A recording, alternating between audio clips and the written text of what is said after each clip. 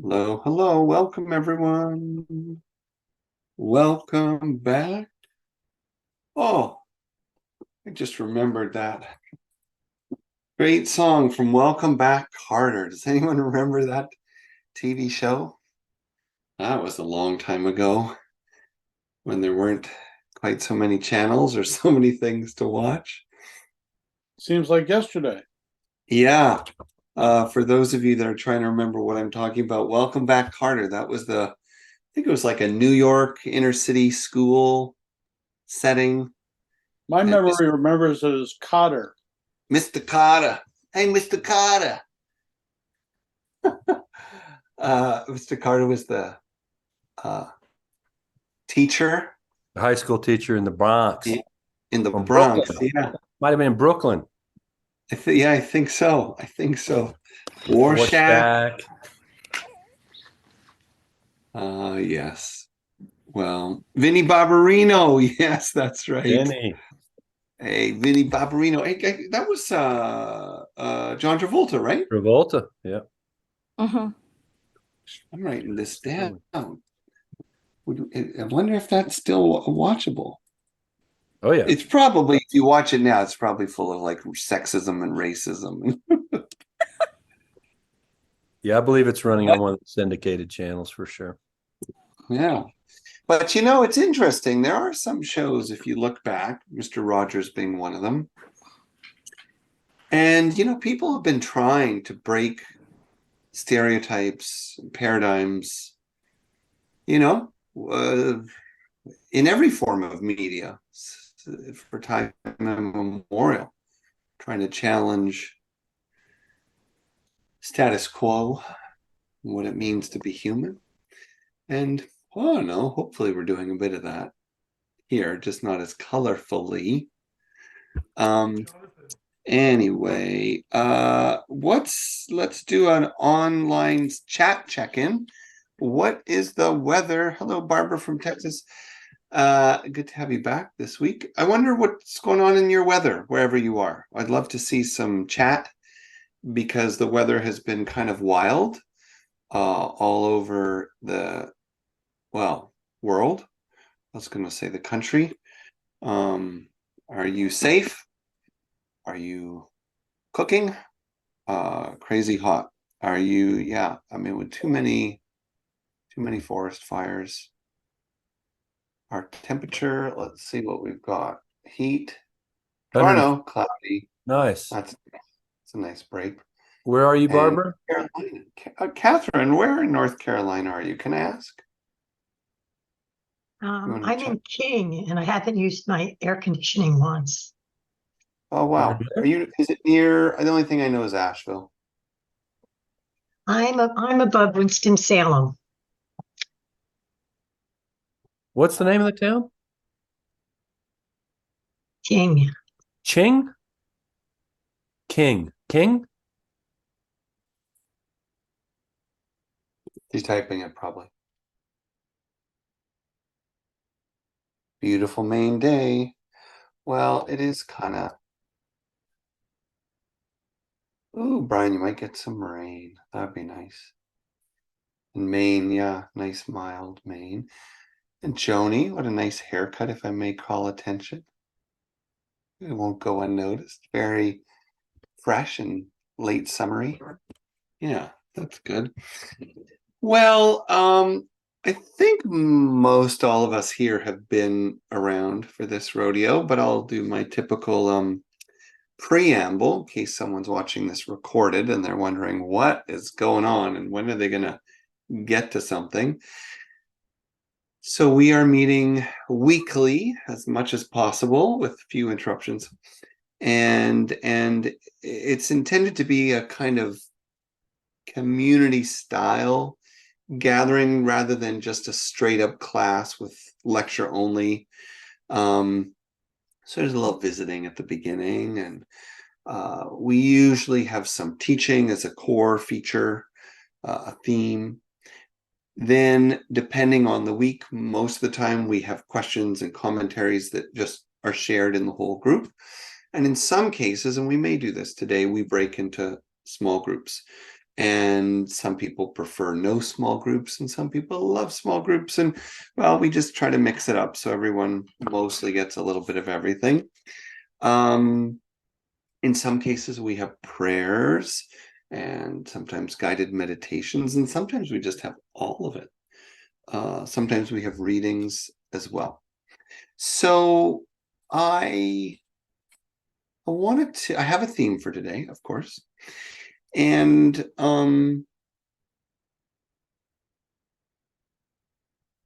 so maybe I should recap because this will probably come up. So for people that are watching this or that are here today that weren't here last week, one of the major themes, or I guess the centerpiece of it, was that I shared the story about my son going into emergency, like, I don't know, 14 days, I don't know how long ago now, a while ago, 14 days ago or something like that, or 13 days ago, Saturday.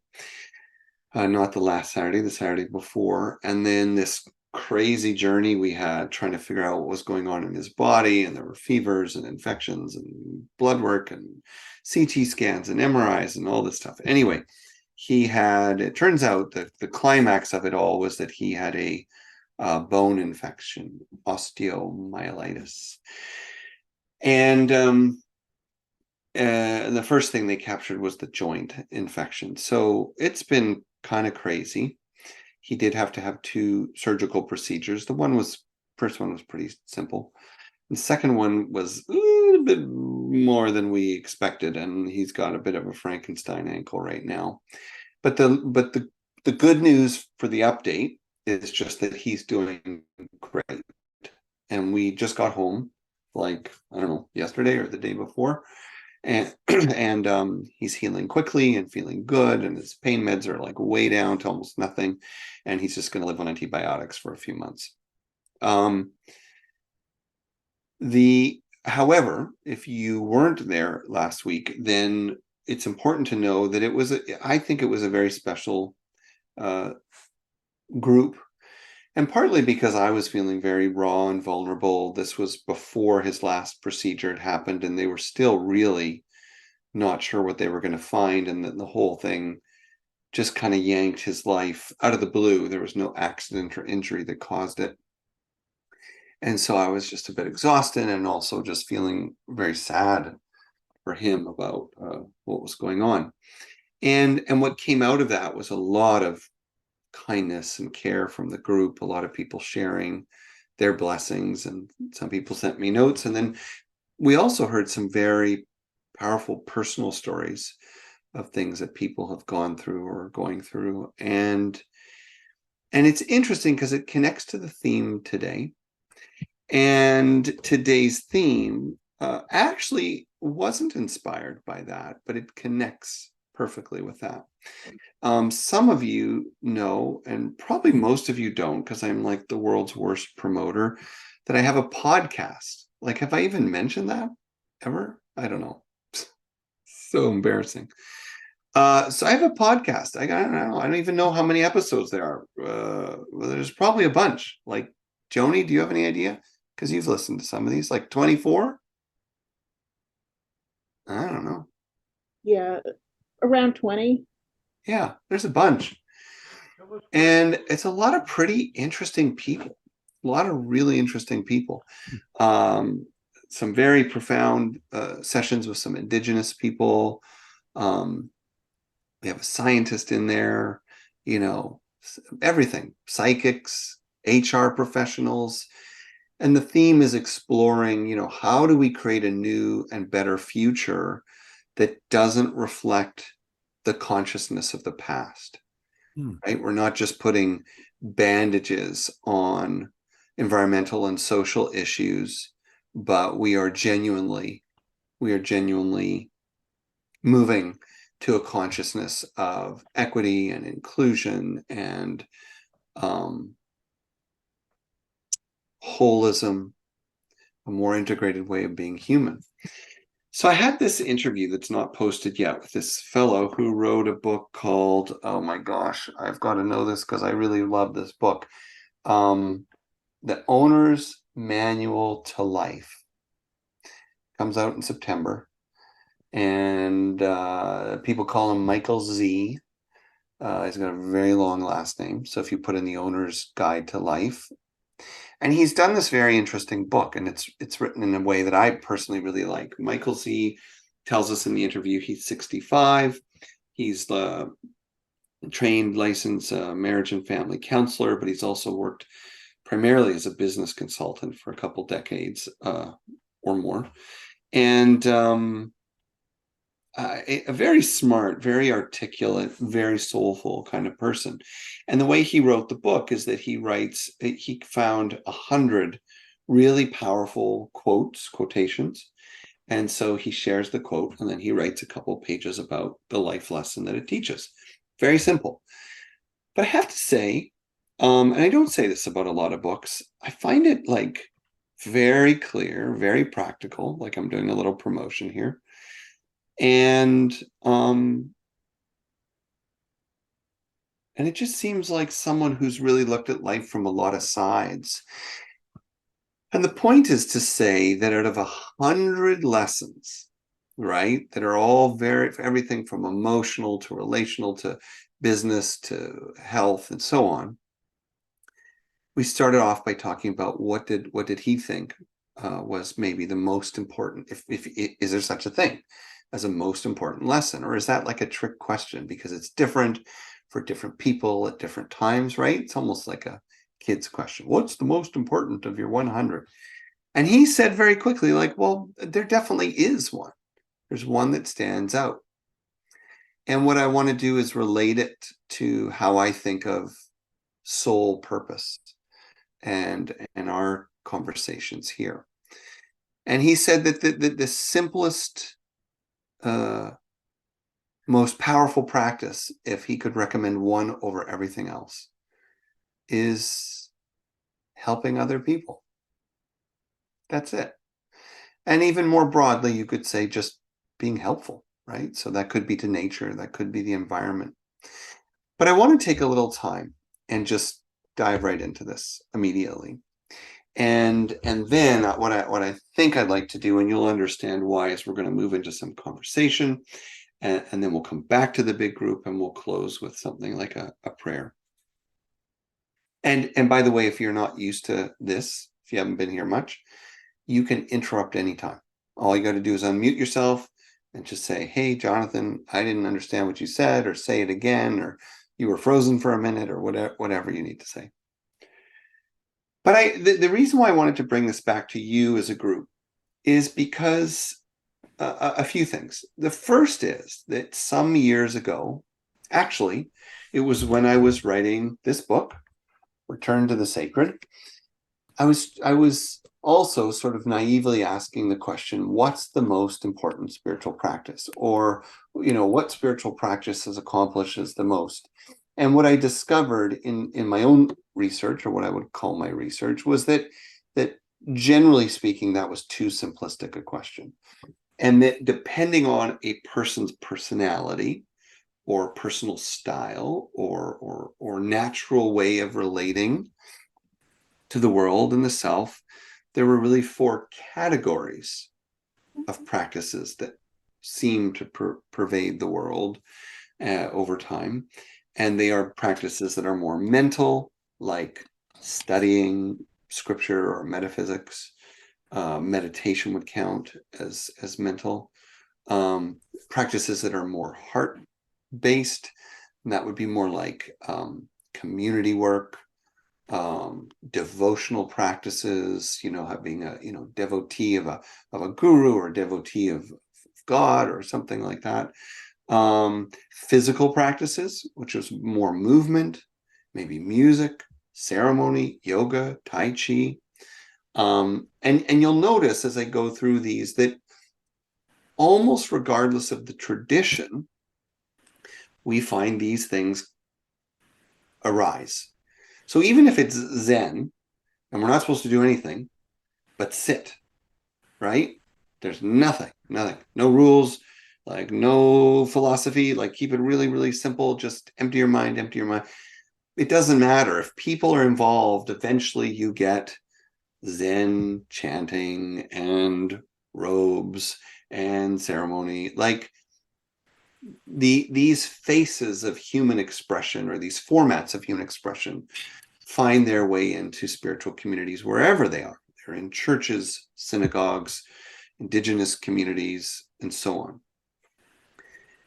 And then the fourth, of course, was the soul-centered practices. And those are a little more extreme. And that might be, for example, practices oriented around death and dying, contemplating death and dying, being with death and dying.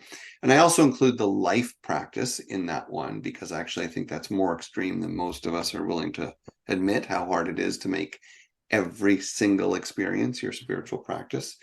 And then the last one in that grouping is the ascetic practice.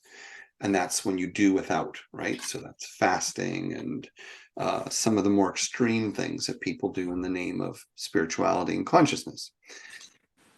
All right, so what's the point of me telling you all about that overview? Well, the point is to say that when I started to do the work, and I did approach it like a research project, there was actually something that did pop up over all the others. Now, in retrospect, as I dug in, I didn't feel that it stood out. I don't know how to describe this. The way it stood out was more philosophically. And what I mean by that is that whatever the practice, people came to this conclusion, right? In other words, as I saw this one theme emerging, it was obvious that the many people that were saying the same thing were actually from very different practices. Did that make sense? So yogis were saying this, metaphysicians were saying this, Zen teachers were saying this. It didn't, traditional medicine people were saying it. So they were representing the fact that there were diverse practices. Okay. But the life lesson that came forward was service, without a doubt, at the heart of the message of Christ, at the heart of the message of the Buddha, the heart of the message of Guru Nanak, at the heart of the message of Black Elk, at the heart of the message, wherever you go, if you want to look up quotations for oneness, you'll only get a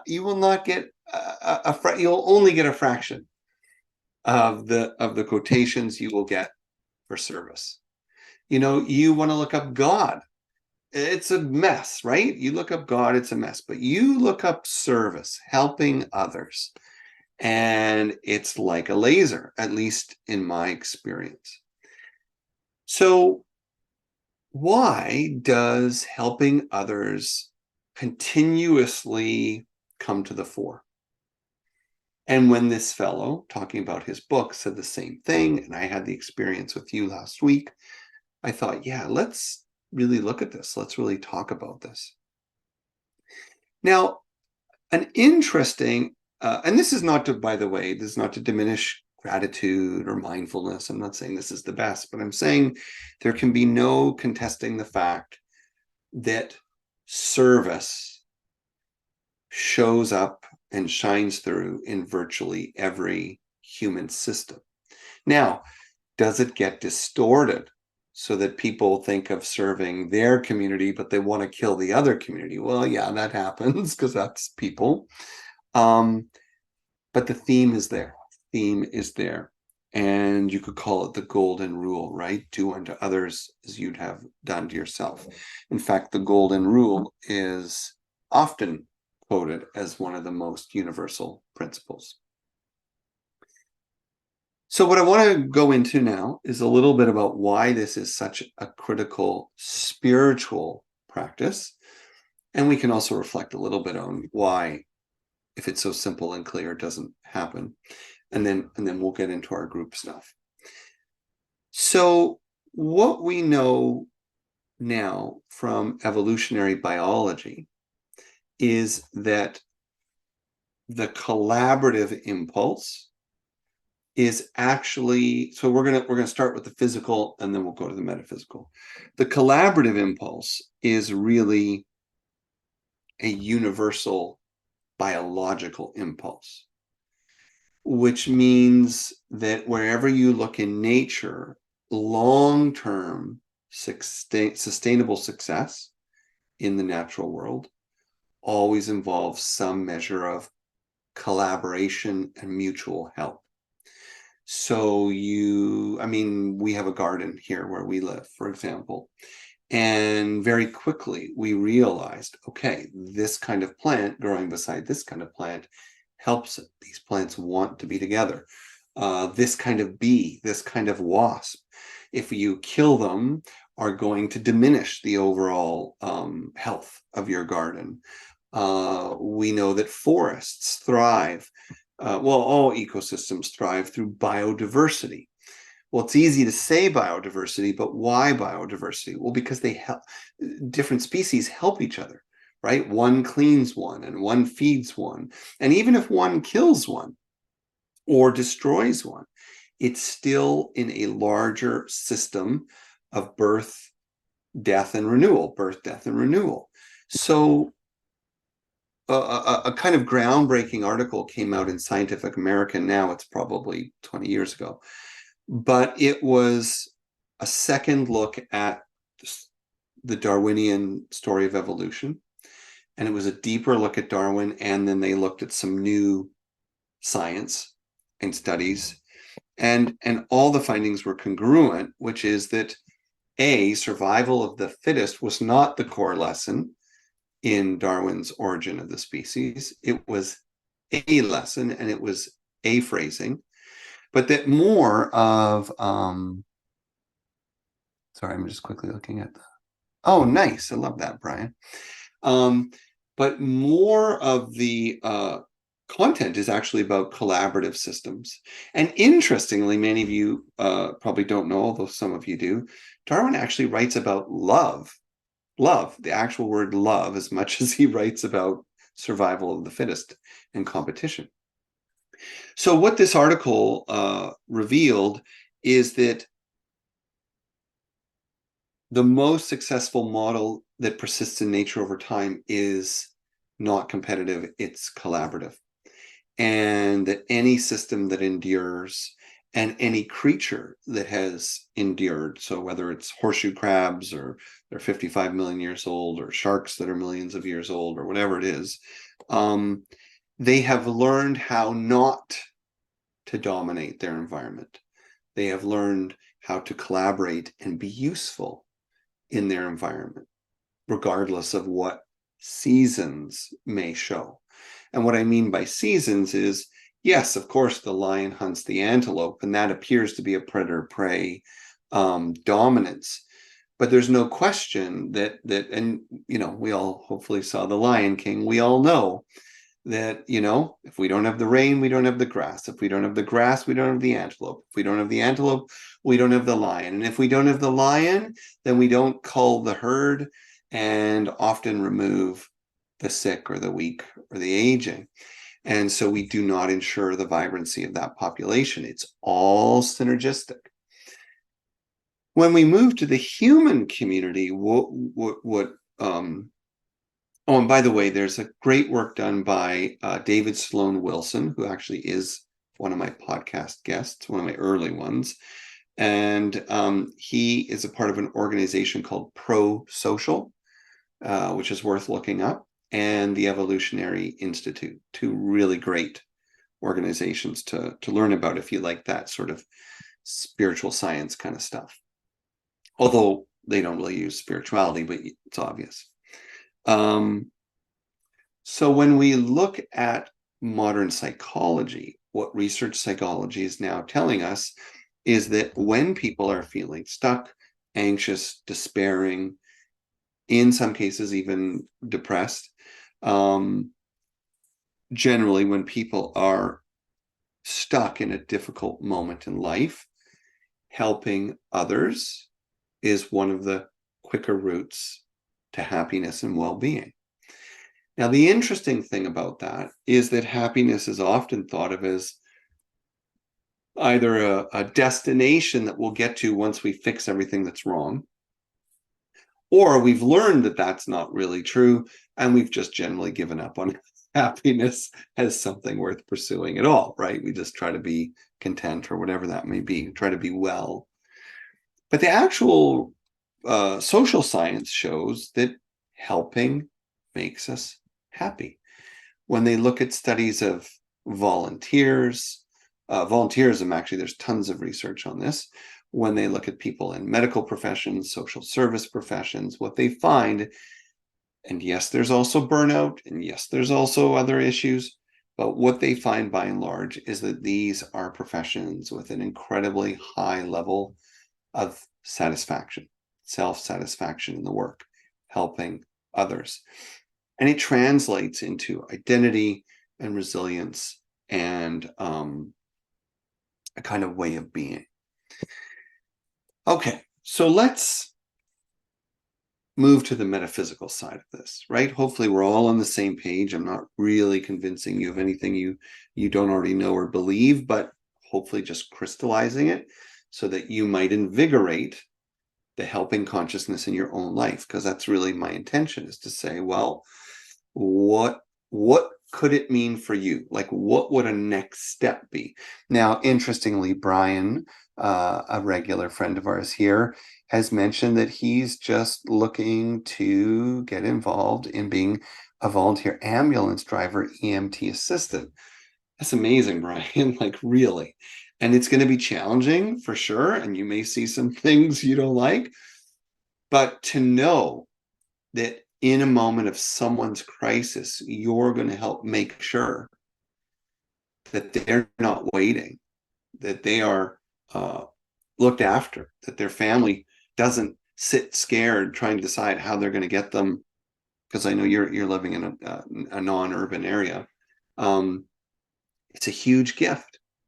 It's a huge gift, you know, and so, you know, and it was something I was contemplating, even being in the hospital myself, because people were caring for us.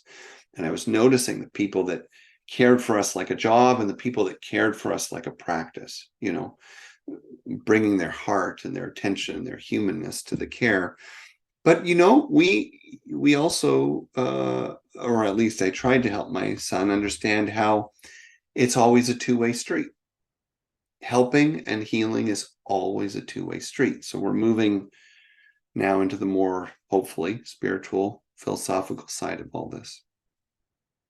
Which means that just as I could be cared for while we were in emergency or while we were going for tests, we could also show gratitude, compassion, easy communication, or even sympathy for the people that were caring for us, right? If we waited a long time for someone to answer a call button, or if we waited a long time to be moved from one test to another, rather than being judging or impatient or angry or frustrated, we were sympathetic and grateful. Oh, you must be having a long day. You must be having a busy day, you know? I mean, and sure enough, you know, they would feel some relief, a chance to acknowledge what they were going through, or so on. So kindness, sympathy, empathy, or being helpful, right? In some cases, as a parent of a child in the hospital, I could say to the team, well, is this something I could do? Or can I do this to help you? Or, you know, next time we have to do this, if you show me how to do it, I think we're okay. Like, my point is, no matter what moment you're in, even if you don't feel like there's much going on in your life right now, it's a simpler, quieter moment, there's always an opportunity to be the helpful person. And yes, it's cliche, but that can be the grocery line, that can be on the highway, that can be with a neighbor, that can be picking up a piece of mail for someone or holding a door, because these things are not insignificant. They point towards something that is metaphysically essential. And this is kind of where I wanted to kind of close my thoughts shortly, which is to say that at the heart of our soul's existence, right? Many of you have heard me talk about this, is the simple impulse to evolve.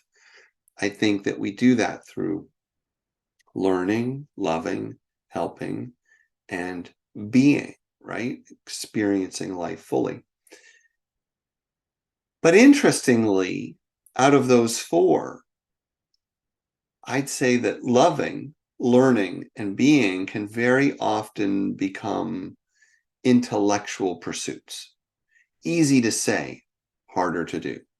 Easy to profess, harder to do. And part of the problem is because we can understand these things. I should learn from everything. I should love everyone.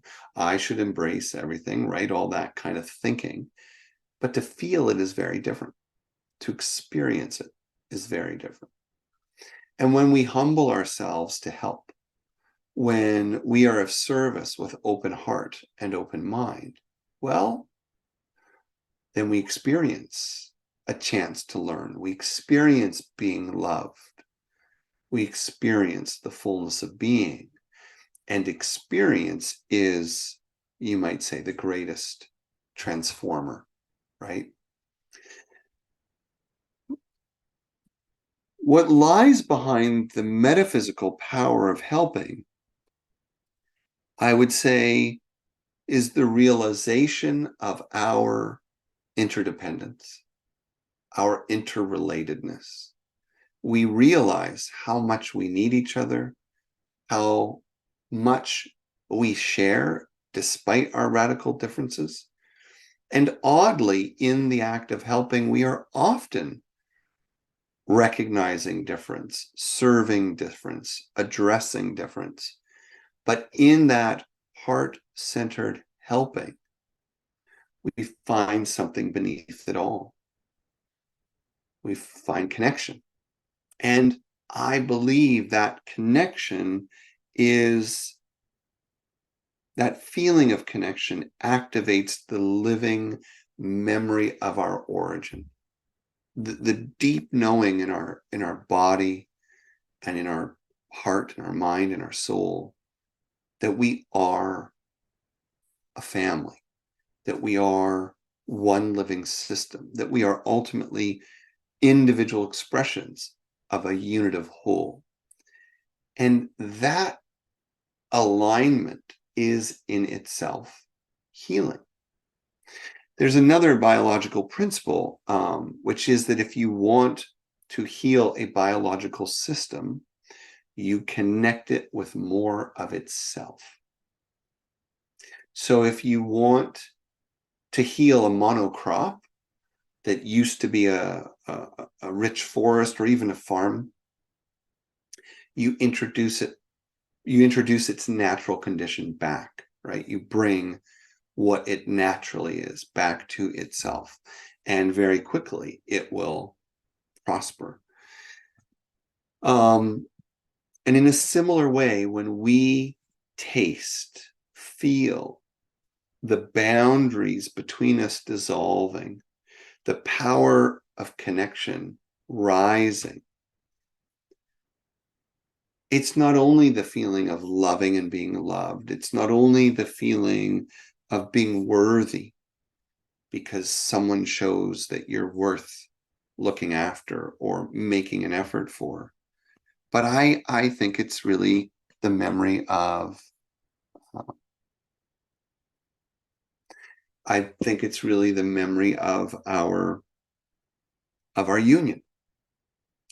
And Garth added a comment here that I think is really important. I think this is why meaning-based work, right? When you do work that feels like service, even if you're getting paid, it's still more rewarding than doing work where you don't feel of service, right? And this is often, when we look at statistics of burnout in the workforce, this is often a point of contention.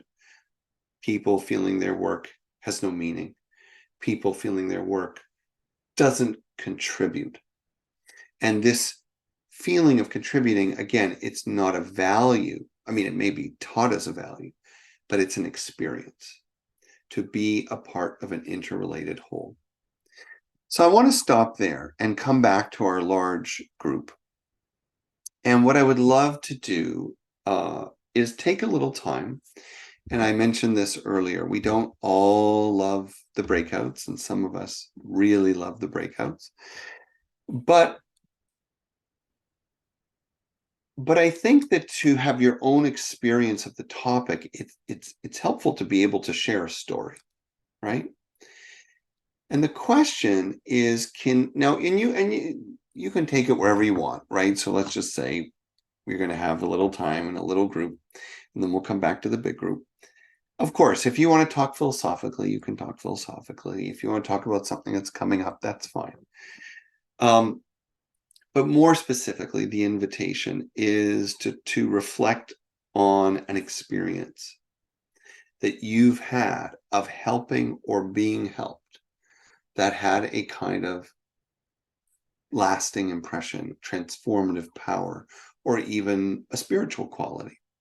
And it could be something as simple as I was in the hospital for a week for a procedure, and by the end, I felt like the nurses were all my friends, right? Could be that story. Or it could be, it's not necessarily even a story about someone in a helping profession. It could be about something a friend did, when you lost a loved one and someone down the street showed up with dinner for you. These are the kinds of things that ultimately touch our lives much more, I would think, than philosophy or values or what we think about a topic.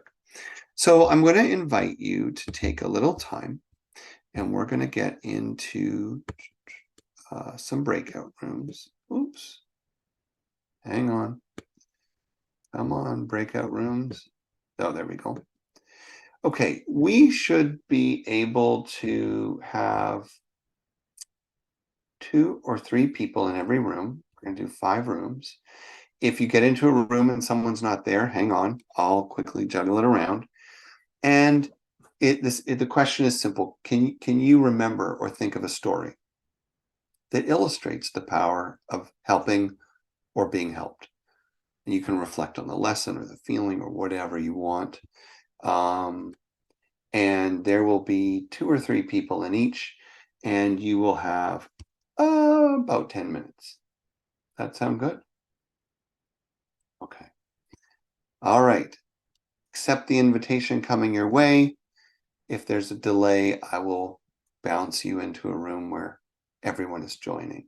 A story of helping or being helped that touched you or taught you or left a lasting impression. Go right ahead. Sure. I think I was thinking of 2 experiences I had. One was when I was on the board of trustees for a spiritual center in Boulder, Colorado. That was the most amazing gift of service that I did and that the community did for me in my lifetime. And it was the most cool thing about that is I think it's the only time that I've ever worked on a team that was really dedicated to being spirit-led, and no matter what differences that we had in opinion or ideas on the directions for the spiritual center to go, we would take our time to express ourselves and make a decision, and then whether you were for it or on the fence or kind of against it, we all moved out in the same way, and supported each other.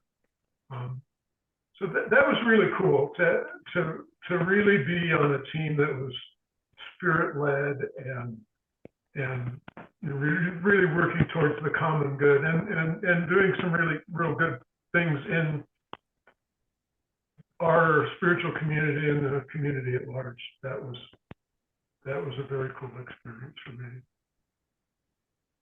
Very nice. How about you, Chris? Yeah, I thought of a couple of things to share.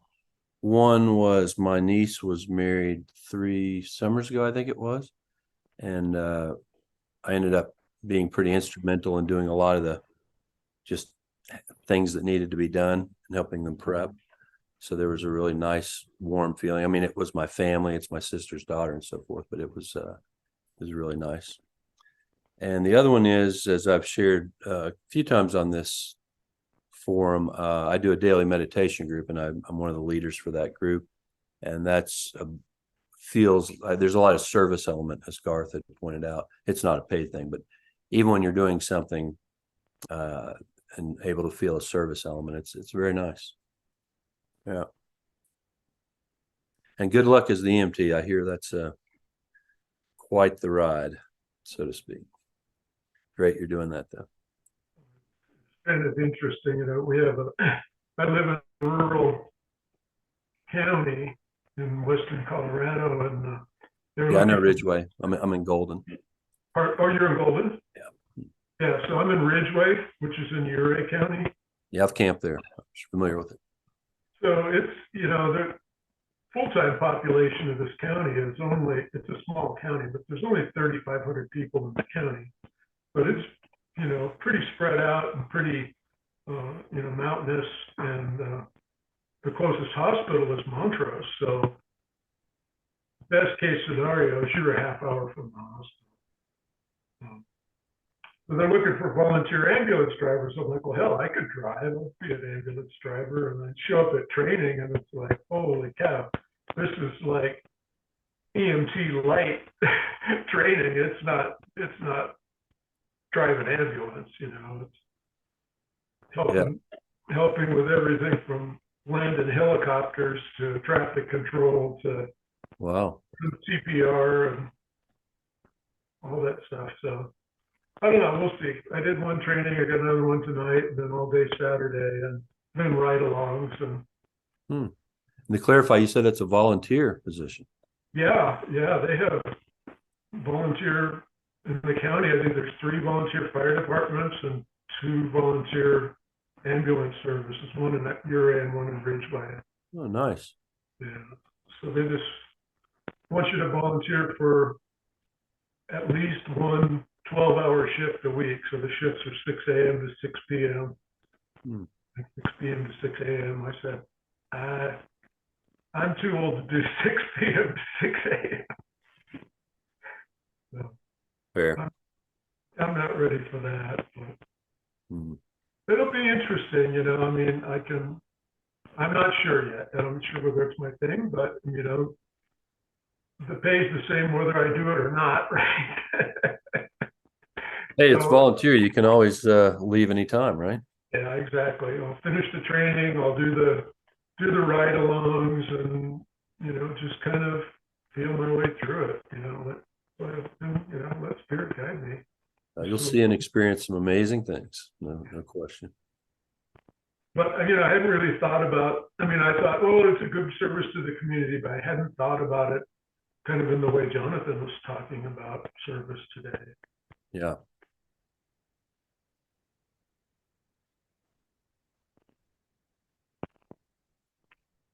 And kind of the other service thing that I thought about was I was my dad's trustee and his medical power of attorney and all that kind of stuff. And my father was not an easy person. He was for 23 years, he was in the Navy, and he was a Navy chief, which I don't know if you know ranks in the Navy, but it's kind of like a drill sergeant would be in the Marines. Yep. That drill sergeant, chief personality never went away. People knew him, called him chief till the day he died. Yeah. He was not an easy person to be with, and he was in San Diego. I was in Boulder, and he ended up getting a dementia, and I had to figure out how to care for him from 1,000 miles away. Wow. And ultimately, I was there for him, arranged for his care, and arranged to be able to stay in his home. But ultimately, I ended up getting the call that he was in the ER and wasn't expected to live. And, yeah, I can relate a little bit. Being there when he died, and that was the only person I've ever seen die. Mm. But Mm. what I learned in that service experience, I have 3 siblings, and I'm not the oldest, and he asked me to be the trustee. Mm. I learned that I learned a lot of compassion for him that I never thought I could have, because he was just such a tough guy, you know. He was not a fuzzy dad. Yeah. My father was also in the Navy, only 4 years, but over World War II. He was also could be challenging for sure. But that's a warm story about your dad and how what you were able to glean from that. Yeah. Thanks. Dad was in World War II, Korea, and Vietnam, Wow. and the atomic test in Bikini Atoll. Oh, he was out there when that happened. Yeah, 3 of them. Wow. Wow.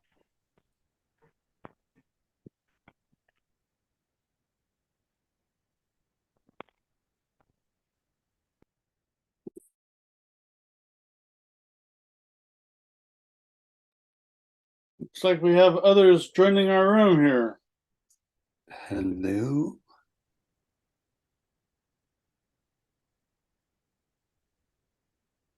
Hello. Can you all hear me? Yes. Affirmative. Yes. Barbara, I don't know that I've ever seen that much of that room. Oh, well, Just there it sing a little is. more. Yeah, just sing a little more. It's nice. And that chair in particular caught my attention. Is that a rocking chair? Yes, it is a little rocking chair that belonged to my grandmother. Wow, I'm a fan of rocking chairs. That's a nice one. Yeah. And I think I think I saw Anna for a second. I think Anna, Yes. Yeah, she and I were in the room together. is that the Anna I know from? Yeah, from Althea. Well, There just she is. name only. A name only. I couldn't have guessed which Anna it was, but now I see you. Nice to have you back. All right. I think we are all back here. So let's take a little moment and see if anyone would like to share something with the group. A question that came up, an observation that came up, a struggle that came up. I don't know, anything. Or I'll pick on you. I don't know. Actually, you know what? I feel like picking on people today. Jack, would you like to contribute something?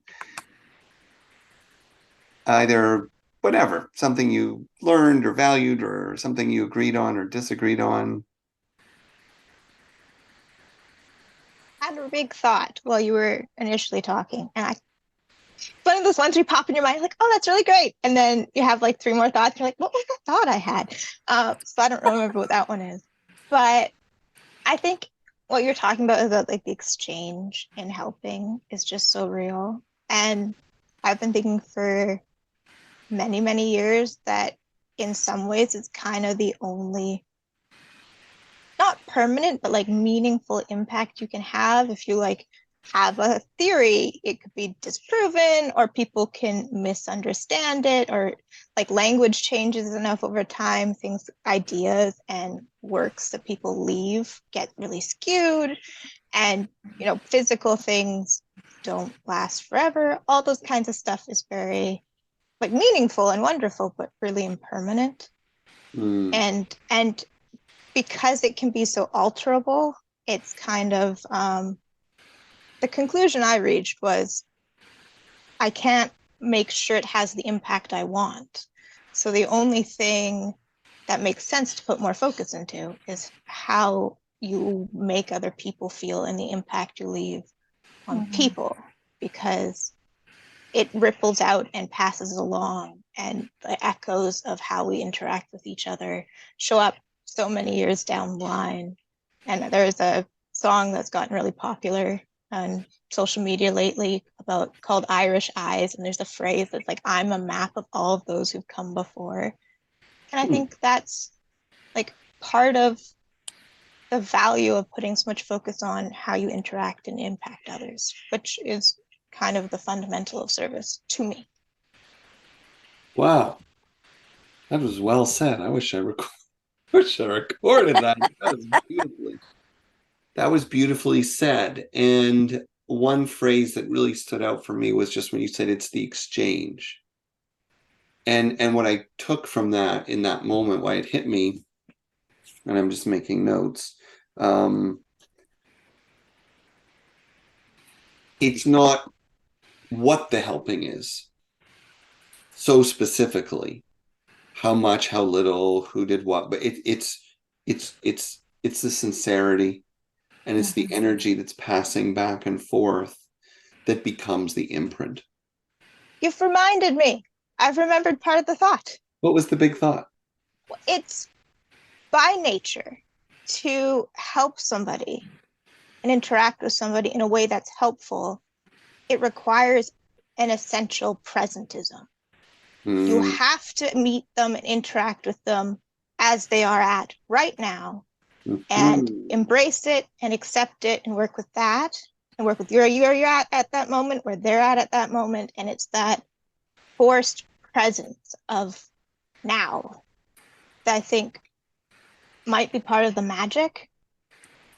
It makes it very real and very of the moment. And that's part of what makes it so kind of ephemeral, because it has that impact and you carry that with you, but also it's fleeting and not fully expressible. Amen.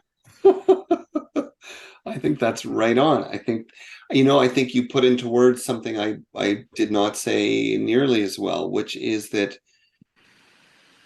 the act of genuine helping evokes naturally so many spiritual principles and experiences, like presence, like giving and receiving, like the exchange of energy, like open-mindedness, open-heartedness, where you're not really helping. You're just kind of fixing or imposing. Thank you. That was wonderfully said. Would somebody else like to jump in or add something? Jonathan, Yeah. I know we're almost running out of time, so Okay, we'll go a little over. I just wanted to answer my own question in the chat, since you didn't. So Jonathan Ellerby's podcasts are hosted by Google Podcasts. If you look for the Jonathan Ellerby podcast, that's you'll find them on Google Podcasts, and they're great. I was on the road a lot this winter and listened to a bunch of them, and then I see there's a whole bunch of new ones today after taking a break. So listen to the podcast. Some of them are like crazy, over the top, and hard to listen to, and some are really great. Yeah, well, that's true. I mean, there's a real spectrum of voices and opinions and life experiences. I mean, it is definitely diverse, right? From people who talk to angels and read energy to people that work in corporations and are dealing with racism in the workplace. Like but interestingly, and thank you, Brian. I didn't even see that you asked the question, so basically anywhere you listen to podcasts, you just put in my name. But the thing that I think unites them all is it's interesting. I'm really glad you mentioned it, because I wouldn't have thought of this, Brian. I think the thing that unites everyone is that they're all trying to help in some way, in their own way. And they are all there are some radical differences of what that helping should look like, or what tools or skills they bring to it. But I think it is fascinating to explore, like, what does it mean to help make a better world? And hear how different those answers can be, and yet even in some of the great variations, I think there are some themes. Now, admittedly, some interviews I conduct better, and some interviewees are just not as easy to interview. So there's that as a factor. But it's interesting how helping unites us. That's my point. Anybody else? Why don't we get one more comment in before we close? I have a little couple of readings, meditative kind of readings before we go. Joni, I'm So glad. I was going to pick on you, and then I thought, well, Okay, Jody doesn't want me to pick on her. jumped in front of me. What I want to say, I'll try to say it really quickly, is that, I've had, this year's been a tough year for me. Physically, a lot of challenges and illnesses and things like that. And it's like hard to break that cycle. And, either it's the mental, the spiritual, emotional, getting out of that cycle. Something is always like just slamming me. And this past Monday and then the weekend before last, two of my closest, oldest, dearest friends here in the Denver area, each of them, one was walking her dog and got tangled up in the leash and fell on the sidewalk. She broke her pelvis in 3 places.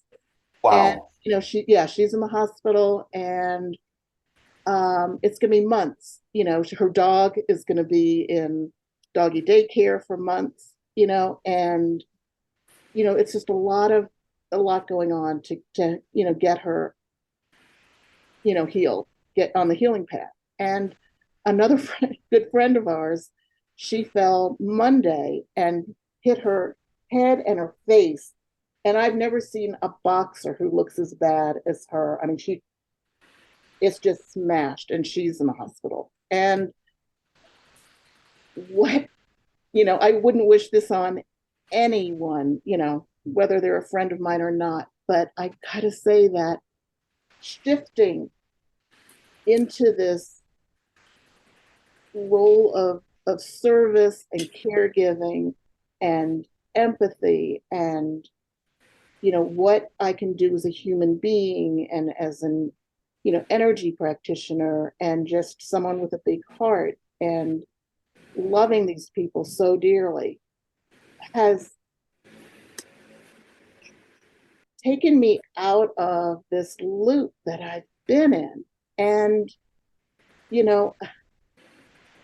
don't know if I would tell them, but I am full of such gratitude that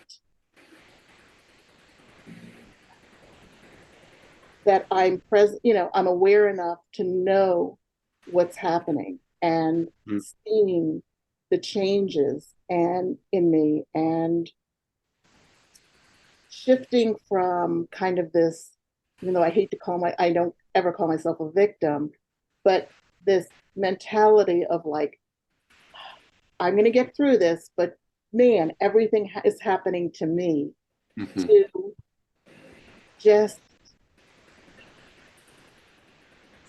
getting out of that mindset. It's so powerful. And I am so happy to be able to become a caregiver for these 2 beautiful people. And it's healing me, and it will heal me. Beautiful. Yes.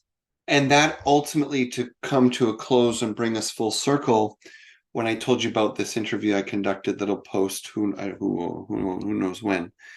I mean, that was really his key point, which is no matter how stuck or broken you feel, when you feel the call to help and answer it, it can take you right out of it. And it doesn't mean that everything goes away. It doesn't mean you're suddenly perfect or everything, resolves. But there's such deep meaning and fulfillment in being of service.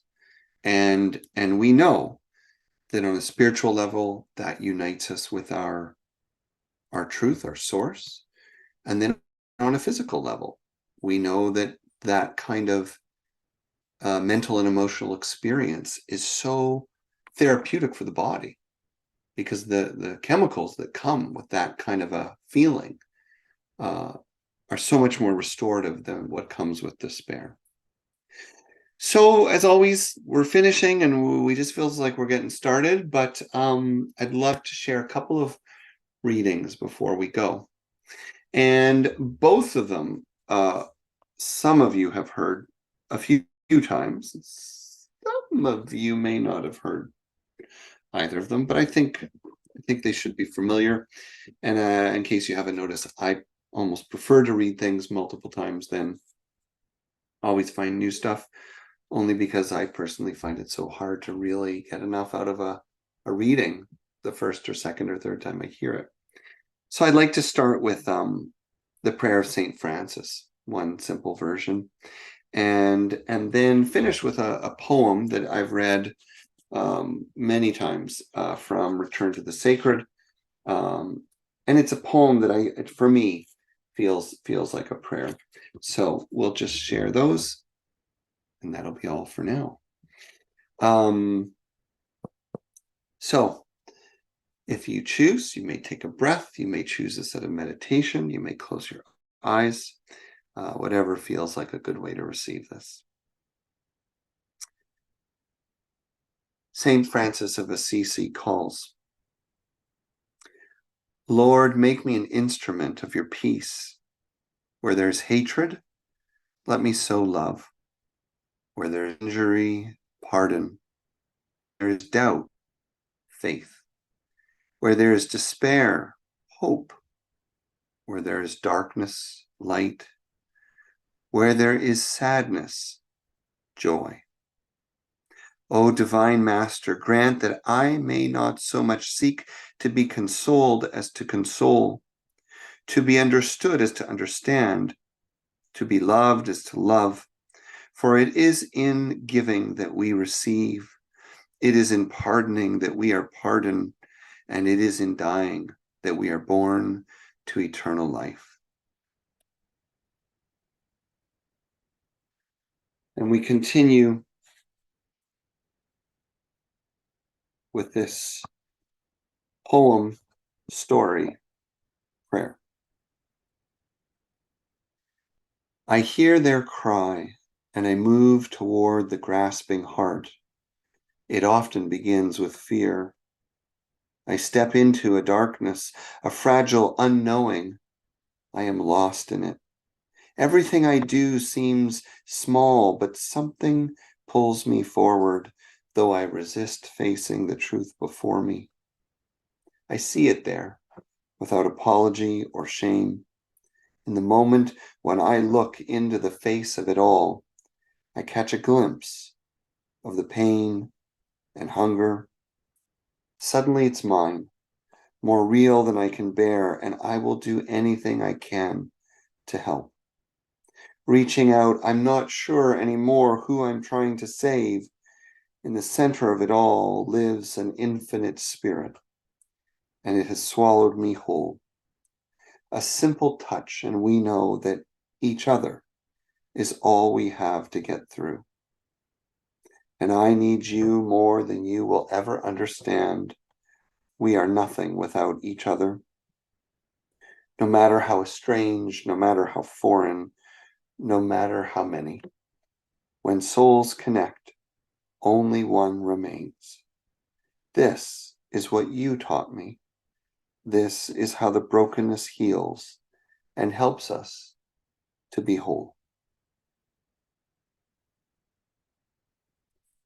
With that, I thank you all for being here and for all that you've shared and your presence, your goodness to each other, and maybe we'll see you next week. Adios. All right. Bye-bye.